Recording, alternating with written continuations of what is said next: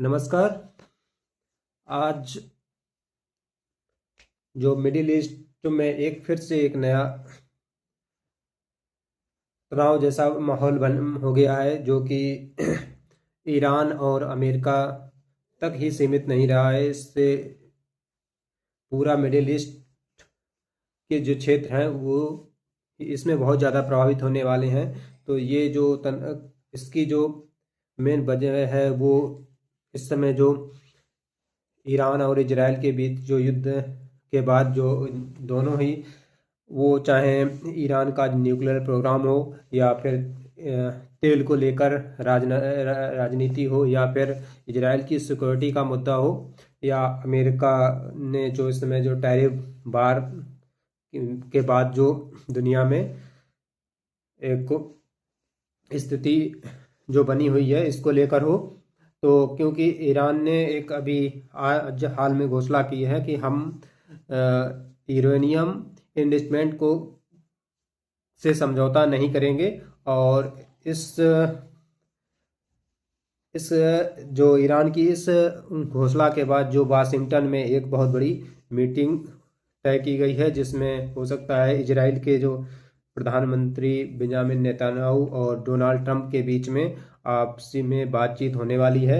और तो अगला जो इससे सबसे बड़ा बड़ा जो सवाल हो गया है, तो क्या ये एक नई जो अमेरिका है वो ईरान के खिलाफ कोई नई जंग की शुरुआत करने वाला है, या फिर या अमेरिका और जो है दोनों ही देश के बीच में जो कोई शांति समझौता जैसा प्रस्ताव लाने वाला है। तो इस चलते हैं इस बारे में बात। सबसे पहले जानते हैं कि जो यूरेनियम इन्वेस्टमेंट है ये क्या है। तो जैसे ईरान ने आज घोषणा की है कि जो यूरेनियम इन्वेस्टमेंट है ये ईरान का एक संप्रभुत्व अधिकार है। और अब समझते हैं कि इसमें यूरेनियम इन्वेस्टमेंट एक ऐसी प्रक्रिया है जिसके तहत परमाणु कार्यक्रम को आगे बढ़ाया जाता है। लेकिन जो ये टेक्नोलॉजी है यही इसी टेक्नोलॉजी से जो न्यूक्लियर बम बनाए जाते हैं, और यही सबसे बड़ी वजह है कि अगर ईरान अगर न्यूक्लियर पावर देश बन गया तो वो अमेरिका और पश्चिमी जो वेस्टर्न कंट्री हैं उनके लिए बहुत बड़ा एक सिरदर्द जैसा माहौल होगा उसके लिए एक। तो ईरान का जो कहना है, लेकिन जो ईरान ने कहा है कि वो एक शांतिपूर्वक एक न्यूक्लियर प्रोग्राम चला रहे हैं, लेकिन अमेरिका ने जो ईरान पे आरोप लगाया है कि वो एक परमाणु कार्यक्रम को आगे बढ़ाकर पूरी दुनिया में एक अशांति जैसा माहौल बनाने की तरफ बढ़ रहा है। तो इसी को लेकर जो ओमान की राजधानी जो है मस्कट, वहाँ पर यूएस और इजराइल के बीच में एक अप्रत्यक्ष रूप से जो अभी इसी न्यूक्लियर प्रोग्राम पर लेकर बातचीत हुई है। तो इसमें ईरान ने ये कहा है कि ये बातचीत का जो उद्देश्य था वो थोड़ा सा उसमें से अभी शुरुआत अच्छी बताई जा रही है, लेकिन ये जो बातचीत हुई थी ये डायरेक्ट बातचीत नहीं हुई थी, यानी कि दोनों ही देश की कोई राजनयिक आमने सामने फेस टू फेस बात नहीं हुई थी। और इसमें जो ओमान जो देश है उसको बीच में मीडिएटर बनाया गया था, यानी कि दोनों ही देशों ने अप्रत्यक्ष रूप से गुप्त रूप से आपस में बातचीत हुई है। और यही मतलब अब जो इसमें जो इसका जो इस जो मीटिंग का जो सबसे बड़ा मतभेद सामने आया है कि ईरान कि दोनों ही देश जो है, दोनों ही देशों के जो अपनी डिमांड है। और ईरान चाहता है कि वो सिर्फ जो अमेरिका या पश्चिमी देश हैं वो सिर्फ न्यूक्लियर प्रोग्राम को लेकर बातचीत करें, और जो उसके ऊपर जो तेल को लेकर जो सैंक्शन लगाए गए हैं वो सैंक्शन हटाए जाएं, जिससे जो ईरान का जो तेल है वो दुनिया में एक्सपोर्ट हो सके।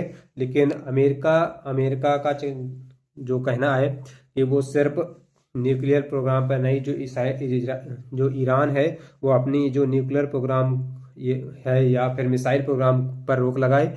और जो ईरान जो समर्पित जो आतंकवादी संगठन है जिसमें से हिजबुल्ला हो या हितायुत हो, इस पर वो अपना नियंत्रण रखे। यानी कि जो ये सबसे बड़ा जो मुद्दा इस समय है वो सिर्फ एक न्यूक्लियर प्रोग्राम को लेकर नहीं है, पूरा मिडिल ईस्ट की जो पावर को बैलेंस जो अमेरिका करना चाहता है उसको लेकर है। लेकिन यही एक सबसे बड़ा कारण है कि ये जो डील हुई है वो बहुत ही मुश्किल लग रही है। और जो अमेरिका है, ये अमेरिका डिप्लोमेसी के साथ साथ अपना मिलिट्री एक्शन भी के द्वारा भी ईरान पर दबाव बढ़ाना चाहता है। इसका जो अभी हाल ही में इसका उदाहरण हुआ है कि जो अमेरिका ने जो गल्फ खाड़ी देश हैं वहाँ पर अपनी जो नेवी है उसको वहाँ पर डिप्लॉय किया है कि अगर, लेकिन इसके जवाब में ईरान ने अमेरिका को एक चेतावनी दी है कि अगर उन्होंने ईरान पर अगर हमला करने का प्रयास किया तो हम यूएस के जो एयरबेस हैं उस पर एयर स्ट्राइक कर सकते हैं। तो ये सबसे बड़ा जो बात कही गई है ईरान की तरफ से, क्योंकि जो अमेरिका है, अमेरिका के मिडिल ईस्ट में जो काफ़ी देश हैं वहाँ पर अमेरिका ने अपने जो एयरबेस बना रखे हैं, जिसमें इराक, बहरीन, कतर और कुवैत जैसे देशों में जो कि खाड़ी देश हैं उनमें यूएसए ने अपने एयरबेस ऑलरेडी बना रखे हैं।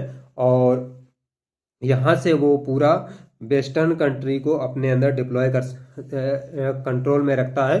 तो और लेकिन अगर सबसे बड़ी बात है कि अगर उन एयरबेस पे अगर ईरान ने अटैक किया तो वहाँ का जो पूरा इलाका है, ये जो इराक, जो ये खाड़ी देश हैं, वहाँ पर एक नए युद्ध की आशंका हो सकती है। तो अब इसी टेंशन के बीच में जो दोनों ही देश जो इस समय जो के बीच में जो तनाव बहुत ही ज़्यादा चरम पर है, तो इसी के बीच जो इजराइल के जो पीएम है जो बेंजामिन नेतन्याहू, वो वाशिंगटन इस समय अमेरिका दौरे पर जाने वाले हैं। और तो जो इस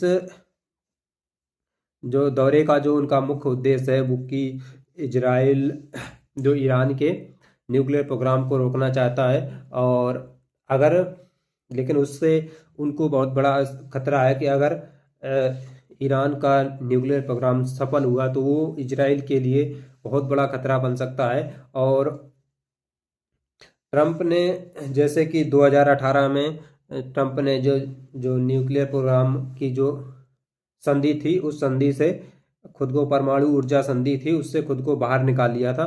तो इससे ये सवाल जो बनता है कि क्या ट्रंप फिर से ईरान पर कोई प्रेशर डालेंगे या कोई नई बातचीत के द्वारा ही कोई इसमें बीच में कोई नतीजा निकलेगा। तो अगर यूएस और ईरान के बीच में जो अगर तनाव बढ़ता है तो इसका असर सिर्फ मिडिल ईस्ट पे नहीं पूरी दुनिया पर बढ़ने वाला है। क्योंकि अगर इन दोनों तनाव के बीच में तेल की कीमतें और ज़्यादा बढ़ने वाली हैं और जो ग्लोबल मार्केट है उसमें बहुत ज़्यादा उतार चढ़ाव देखने को मिलेगा। और जो इससे भारत का जो एनर्जी सेक्टर है इससे बहुत ज़्यादा इससे प्रभावित होने वाला है। क्योंकि भारत ईरान से बहुत ही ज़्यादा मात्रा में कच्चे तेल का आयात करता है। तो यही एक कारण है कि अगर ईरान और अमेरिका के बीच में कोई नया संघर्ष हुआ तो इससे भारत में तेल की कीमतों पर और ज़्यादा वृद्धि हो सकती है। तो ये, लेकिन जो इसमें असली मुद्दा है कि ये सिर्फ एक परमाणु कार्यक्रम को नहीं, जो पश्चिमी देश हैं वो अपना एक जियो पॉलिटिकल एक प्रेशर डालना जा रहे हैं पूरे वर्ल्ड पर। तो क्या एक जो पश्चिमी देशों का कोई, दोनों ही देश या चाहे पश्चिमी देश हों या ईरान के, दोनों ही देशों के बीच पे कोई ज़्यादा जो गलत फैसला क्या एक नए युद्ध को की तरफ दुनिया को ले जाएगी। अब देखना होगा कि क्या जो ओमान में जो अभी ये पीस जो मीटिंग हुई है इसके क्या नतीजे आने वाले हैं। या तो सबसे बड़ा सवाल है कि ईरान क्या सच में अपने न्यूक्लियर प्रोग्राम को जारी रख पाएगा, या वो कोई न्यूक्लियर वेपन्स बनाने में सफल होगा, या सिर्फ अमेरिका जो है वो सिर्फ एक दबाव की राजनीति कर रहा है। ये सबसे बड़ा सवाल रहेगा। धन्यवाद। आज की वीडियो के लिए इतना ही। नमस्कार। जय हिंद।